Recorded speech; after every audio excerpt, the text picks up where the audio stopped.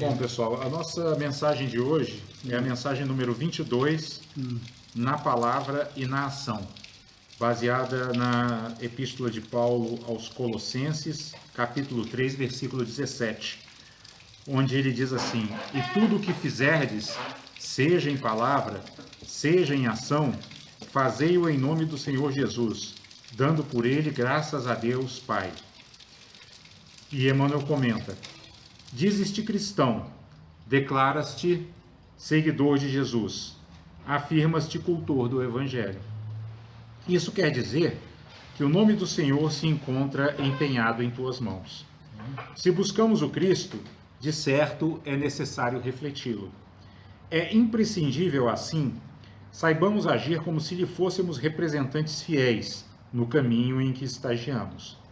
Lembra-te de semelhante obrigação e, cumprindo-a, liberar-te-ás com facilidade das sombras que te atormentam a marcha.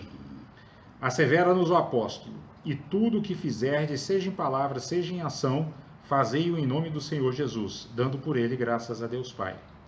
Efetivamente, a palavra e os atos representam a força de exteriorização dos nossos sentimentos e pensamentos.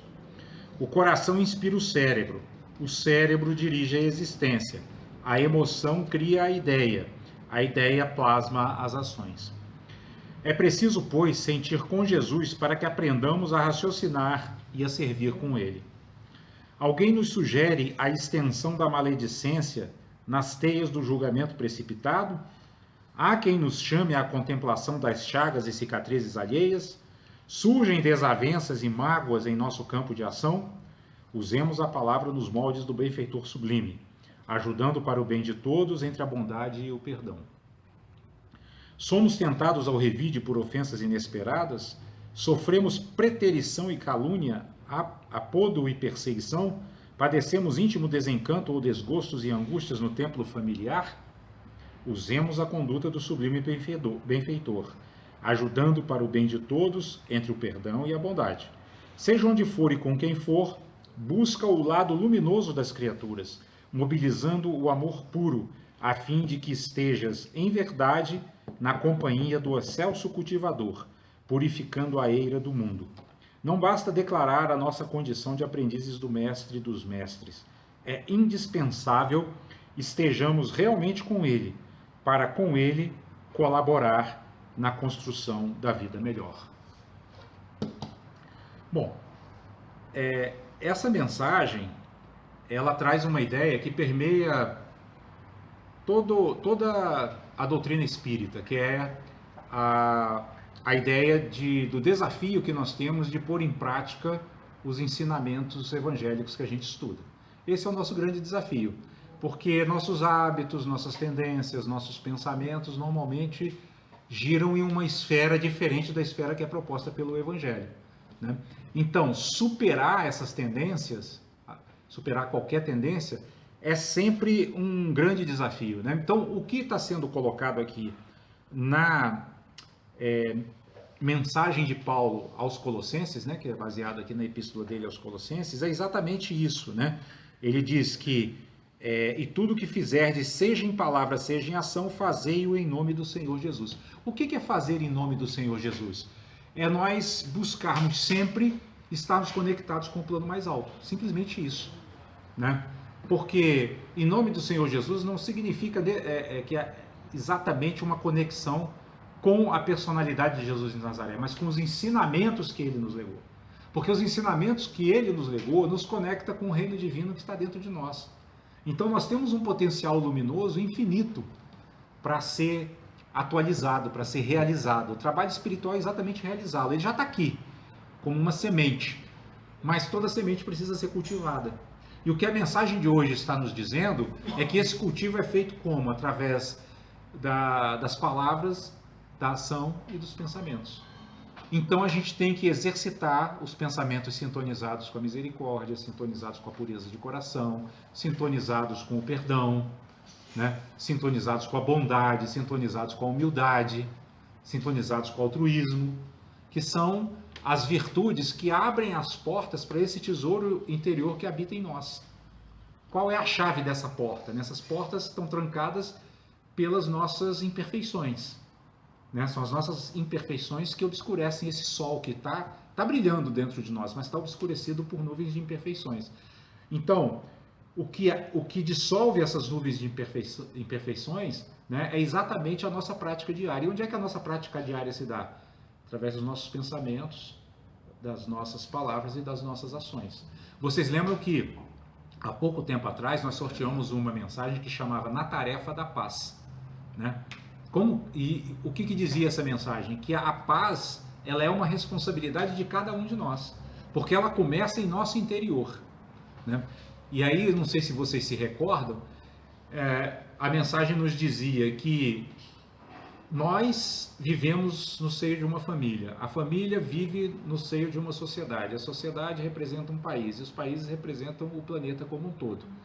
Então, para que a paz exista no planeta como um todo, que exista entre as nações e exista na sociedade, é preciso que cada um dentro das famílias já esteja cultivando essa paz em si. E como é que a gente cultiva? A mensagem de hoje está dizendo isso, né? O Emmanuel, por exemplo, aqui faz umas perguntas provocando a nossa reflexão. Quando ele diz assim: alguém nos sugere a extensão da maledicência nas teias do julgamento precipitado. Ou seja, alguém chega falando mal de outrem, né? Por isso que ele está chamando de julgamento precipitado. Olha, fulano fez isso, horrível. Isso acontece no seio de qualquer família, no seio de qualquer sociedade, né? É normal de acontecer, por quê? Porque estamos ainda cheios de imperfeições. Mas ele faz essa pergunta: alguém chega com esse tipo de atitude, o que nós devemos fazer? Ele diz: usemos a palavra nos moldes como Jesus nos ensinou, ou seja, ajudando para o bem de todos entre a bondade e o perdão. Ou seja, a pessoa chega com um julgamento precipitado e nós devemos fazer aquilo que nós estudamos já em um dos capítulos do Evangelho. A pessoa vem com a face da ignorância, nós oferecemos a face da sabedoria, né? Então a pessoa vem com um julgamento e nós propomos uma visão mais compassiva, mais amorosa. Olha, fulano podia não estar bem quando fez isso, fulano talvez esteja passando por um momento difícil, né? Porque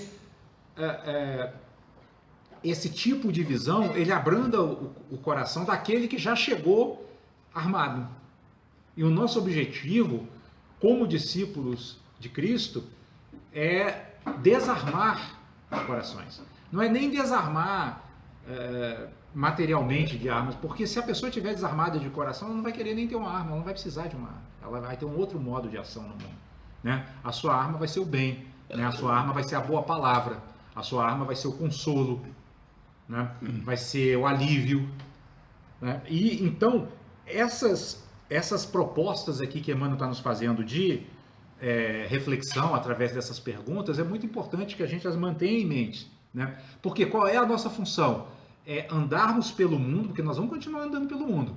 Nós vamos continuar convivendo com conflitos familiares, com conflitos sociais, com conflitos mundiais, né? Com conflitos políticos, que eles fazem parte da nossa vida cotidiana.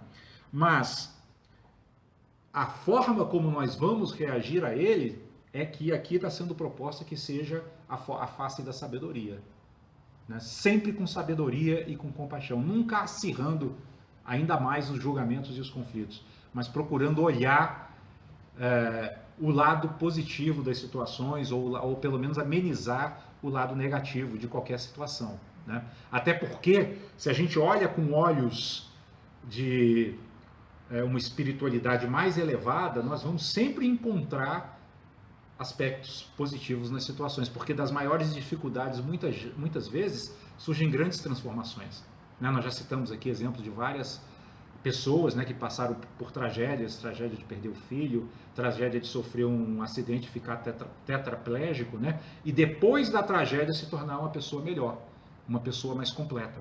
Transformar, né, aquela dificuldade em uma lição que funcionou como se fosse um impulso, né, para patamares mais altos de espiritualidade, né, e de compreensão da vida, né?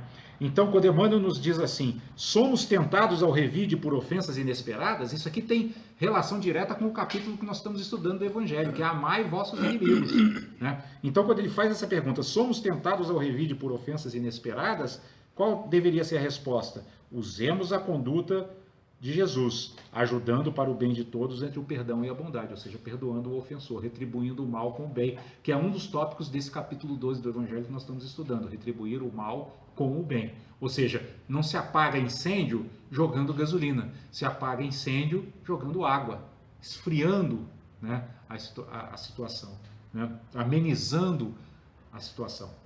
Agora, tudo isso decorre de quê? Decorre de um treinamento cotidiano que a gente vai fazendo entre erros e acertos, mas sempre com mantendo em mente aquela recomendação de Jesus: orai e vigiai. Então, o que é o orai?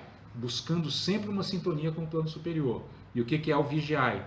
Olhar para ver se nossas palavras, nossos pensamentos e nossas ações estão correspondendo ao que os nossos mentores, os nossos guias espirituais esperam de nós como possíveis seguidores de Jesus, como discípulos de Jesus. Discípulo é aprendiz, né? Então nós temos que demonstrar o tempo todo que nós estamos no caminho desse aprendizado, né? Que Jesus já disse que é um caminho que conduz à verdade e à vida. E ao mesmo tempo, depois mais na frente, ele vai dizer que conhecereis a verdade e a verdade vos libertará. Então significa que há um caminho também de libertação. Libertação de quê? Dessa prisão a essas imperfeições que nos levam a gerar sofrimento no mundo para nós e para os outros. Então, quando a gente assume essa condição de discípulo de fato, né, a gente faz isso que Emmanuel está dizendo na conclusão da mensagem, né? Nós ficamos realmente com Ele, ou seja, com Jesus, para com Ele colaborar na construção da vida melhor. Então, essa construção da vida melhor começa aqui, agora, conosco, né? Independentemente das nossas limitações, né? Porque são as nossas limitações realmente que vão nos ensinar também, porque à medida em que nós tomamos consciência delas, nós já sabemos que, tendo aquela limitação, nós precisamos trabalhar para superá-la. Então, olhar para elas também é um trabalho de evolução espiritual.